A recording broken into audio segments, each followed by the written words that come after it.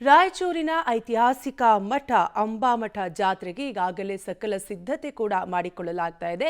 ಈ ಬಾರಿ ಸಿಎಂ ಸಿದ್ದರಾಮಯ್ಯ ಜಾತ್ರೆಗೆ ಮಹಾರಥೋತ್ಸವ ಮತ್ತು ಜಂಬೂ ಸವಾರಿಗೆ ಚಾಲನೆಯನ್ನ ನೀಡಲಿದ್ದಾರೆ. ಆದರೆ ಈ ಐತಿಹಾಸಿಕ ಜಾತ್ರೆಯಲ್ಲಿ ಗಾಂಜಾ ಘಾಟು ಎಗ್ಗಿಲ್ಲದೆ ನಡೆಯುವುದು ನಿಜಕ್ಕೂ ಕೂಡ ವಿಪರ್ಯಾಸವೇ ಸರಿ. ಸಾಧು ಸಂತರು ಸೇರಿದಂತೆ ಅಲ್ಲಿಗೆ ಬರುವಂತಹ ಭಕ್ತರು ಗಾಂಜಾ ನಶೆಯಲ್ಲಿ ತೇಲಾಡುತ್ತಾರೆ. ಈ ಕುರಿತ ಕಂಪ್ಲೀಟ್ ಡೀಟೇಲ್ಸ್ ಇಲ್ಲಿದೆ, ನೀವೇ ನೋಡಿ. ಐತಿಹಾಸಿಕ ಜಾತ್ರೆಯಲ್ಲಿ ಗಾಂಜಾ ನಶೆಯದ್ದೇ ಅಬ್ಬರ. ಸಾಧು ಸಂತರಿಗೆ ಗಾಂಜಾ ನೈವೇದ್ಯ, ಭಕ್ತರಿಗೂ ಕಿಕ್. ಈ ಬಾರಿಯಾದ್ರೂ ಗಾಂಜಾ ಘಾಟಿಗೆ ಬೀಳುತ್ತಾ ಬ್ರೇಕ್. ರಾಯಚೂರಿನ ಸಿಂಧನೂರು ತಾಲೂಕಿನ ಪ್ರಸಿದ್ಧ ಪ್ರವಾಸಿ ತಾಣ ಸುಕ್ಷೇತ್ರ ಸಿದ್ಧಪರ್ವತ ಅಂಬಾಮಠದಲ್ಲಿನ ಅಂಬಾದೇವಿ ದೇವಸ್ಥಾನಕ್ಕೆ ಸುಮಾರು 400 ವರ್ಷಗಳ ಇತಿಹಾಸವಿದೆ. ಆಂಧ್ರಪ್ರದೇಶ, ತೆಲಂಗಾಣ, ಮಹಾರಾಷ್ಟ್ರ ಸೇರಿ ವಿವಿಧ ರಾಜ್ಯಗಳಿಂದ ಲಕ್ಷಾಂತರ ಸಂಖ್ಯೆಯಲ್ಲಿ ಭಕ್ತರು ಇಲ್ಲಿಗೆ ಆಗಮಿಸುತ್ತಾರೆ. ನಿನ್ನೆಯಿಂದ ಶುರುವಾಗಿರುವ ಅಂಬಾದೇವಿ ಜಾತ್ರೆ ಜನವರಿ 8ರವರೆಗೂ ನಡೆಯಲಿದೆ. ಮಹಾರಥೋತ್ಸವ ಪ್ರತಿ ಬಾರಿಯೂ ಅದ್ಧೂರಿಯಾಗಿ ನಡೆಯುತ್ತೆ. ಇವತ್ತು ಮಹಾರಥೋತ್ಸವ ಮತ್ತು ಜಂಬೂ ಸವಾರಿ ಕಾರ್ಯಕ್ರಮದಲ್ಲಿ ಸಿಎಂ ಸಿದ್ದರಾಮಯ್ಯ ಮತ್ತು ಡಿಸಿಎಂ ಡಿಕೆ ಶಿವಕುಮಾರ್ ವಿವಿಧ ಸಚಿವರು ಭಾಗವಹಿಸಲಿದ್ದಾರೆ.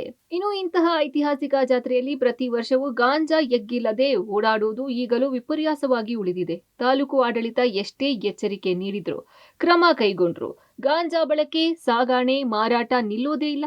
ರಾಜ್ಯ, ದೇಶ ಸೇರಿ ವಿವಿಧೆಡೆಯಿಂದ ಬರುವ ಸಾಧು ಸಂತರಿಗಾಗಿ ಭಕ್ತರು ಗಾಂಜಾ ನೈವೇದ್ಯ ಕೊಡ್ತಾರೆ.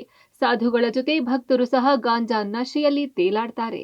ಹೀಗಾಗಿ ಈ ಜಾತ್ರೆ ಗಾಂಜಾ ಜಾತ್ರೆಯಾಗಿ ಕಾಣಿಸಿಕೊಳ್ಳುತ್ತಿದೆ. ಜನವರಿ 8ರವರೆಗೂ ಪ್ರಾಣಿ ಬಲಿ ನಿಷೇಧ ಮಾಡಿ ಜಿಲ್ಲಾಧಿಕಾರಿಗಳು ಆದೇಶವನ್ನು ಹೊರಡಿಸಿದ್ದಾರೆ. ಸಾರ್ವಜನಿಕರು, ಪ್ರಾಣಿ ಪ್ರಿಯರು ಪ್ರಾಣಿ ಬಲಿ ನಡೆಯದಂತೆ ಎಚ್ಚರಿಕೆ ವಹಿಸಲು ಆಗ್ರಹಿಸಿದ್ದಾರೆ. ತಾಲೂಕು ಆಡಳಿತವು ಈ ಬಾರಿ ಅಲರ್ಟ್ ಆಗಿದೆ. ಶ್ರೀ ಅಂಬಾಮಠ ಅಂಬಾದೇವಿ ಜಾತ್ರಾ ಮಹೋತ್ಸವ ಸುಮಾರು 4 ದಿನಗಳ ಕಾಲ ಜರುಗುತ್ತದೆ. ಈ ಸಂದರ್ಭದಲ್ಲಿ ಕರ್ನಾಟಕ ಹಾಗೂ ಹೊರ ರಾಜ್ಯಗಳಿಂದ ಲಕ್ಷಾಂತರ ಸಂಖ್ಯೆಯಲ್ಲಿ ಭಕ್ತ ಸಮೂಹ ಬರ್ತಾ ಇದೆ. ಅದರಲ್ಲಿ ಸಹಸ್ರಾರು ಜನ ಅಂಧಶ್ರದ್ಧೆಯಿಂದ ಹರಕೆ ಹೆಸರಿನಲ್ಲಿ ಪ್ರಾಣಿಗಳನ್ನು ಬಲಿ ಕೊಡ್ತಕ್ಕಂಥದ್ದು, ಬೇಟೆ ಮಾಡ್ತಕ್ಕಂಥದ್ದು ಕಂಡು ಬರ್ತಾ ಇದೆ. ದಯವಿಟ್ಟು ಯಾವುದೇ ಕಾರಣಕ್ಕೂ ಅಲ್ಲಿ ಯಾವುದೇ ರೀತಿಯ ಪ್ರಾಣಿಗಳ ಬಲಿ ಆಗಬಾರ್ದು, ಜೀವಹಿಂಸೆ ಆಗಬಾರ್ದು, ರಕ್ತಪಾತ ಆಗಬಾರ್ದು, ಆ ರೀತಿ ನೋಡ್ಕೊಳ್ಬೇಕು. ಜೊತೆ ಕೆಲವರು ಅಲ್ಲಿ ಅನೇಕ ಸಾಧು ಸಂತರು ಅಲ್ಲಿ ಬರ್ತಾರೆ, ಪಾಪ ಅವರು ಕೆಲವರು ಗೊತ್ತಿಲ್ಲದೇ ಇನ್ನೂ ಅನೇಕರು ಬೇರೆಯವರು ಕೂಡ ಗಾಂಜಾನು ಸೇರ್ತಾರೆ, ಅಫೀಮನ್ನು ಬಳಸ್ತಾರೆ ಅಂತಕ್ಕಂಥ ಮಾಹಿತಿ ಇದೆ. ಸೊ ಇದು ಕೂಡ ಸಲ್ಲದು.